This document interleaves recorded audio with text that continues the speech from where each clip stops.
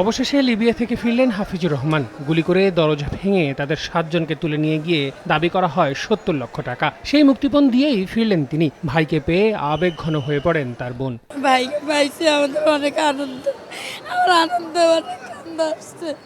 গত 1 তারিখে আমার তুলে নিছে নিয়ে বসে জানে মেরে ফেলবো টাকা না দিলে। জি মাইরা ভিডিও করে বাদ পাঠাইছে, তারপর বাসাতে টাকা দিছে, টাকা দেওয়ার পরে আমার ছাড়ছে। অনেকটা একই অভিজ্ঞতা সৈয়দ আলমের।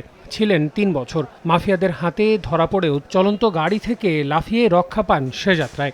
দেশে ফিরে বলছিলেন সেই ভয়াবহ অভিজ্ঞতার কথা। একদিন দুপুরের বেলা আমি কাজে যাইতেছি, রাস্তা ভাই কালো গাড়ি একটা উঠে নিছি, এরা লক দেয় নাই, তাড়াতাড়ি এমনি টান দিয়ে লাভ দিয়ে তাড়াতাড়ি না লেবের কাছে আশ্রয় নিছি। শুক্রবার সকাল 9:30টায় লিবিয়া থেকে ফেরা বিশেষ ফ্লাইটের প্রায় সবার অবস্থা একই রকম। সবার মুখেই লিবিয়ার বর্তমান পরিস্থিতি আর দালাল চক্রের দৌরত্ব। অভিযোগ, সেসব চক্র পরিচালনা করেন বাঙালিরাই। ডেন্টিস্টের পরামর্শ নাও নতুন কোলগেট অ্যাক্টিভ সল্ট।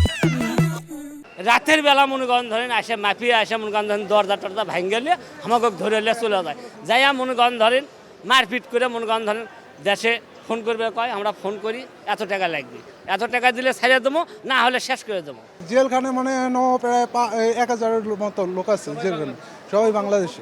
মাফিয়া বানাই বাঙালি, আর তাকেও তো দোষ দিয়ে লাভ আছে। তো ওরাই ফোনে যোগাযোগ করে ধরে নিয়ে যায়, পিড়িচ্ছে, বাংলা দিয়ে পিড়াচ্ছে। বাংলাদেশ দূতাবাস, লিবিয়ার তত্ত্বাবধানে এবং লিবিয়ার জাতীয় ঐক্যমত্য সরকারের সার্বিক সহযোগিতায় স্বেচ্ছায় দেশে প্রত্যাবর্তনে আগ্রহী 309 জন ফিরলেন লিবিয়া থেকে। একই প্রক্রিয়ায় আগামী 30 অক্টোবর মিসরাতা ও ত্রিপলি থেকে নিবন্ধিতদের মধ্যে আরও 3 শতাধিক বাংলাদেশিকে দেশে ফেরানোর জন্য লিবিয়া সরকারের সঙ্গে কাজ করছে দূতাবাস। এর আগে 9 অক্টোবর আরও 309 জন দেশে ফেরেন। আল আমিন তুষার, সময় সংবাদ, ঢাকা।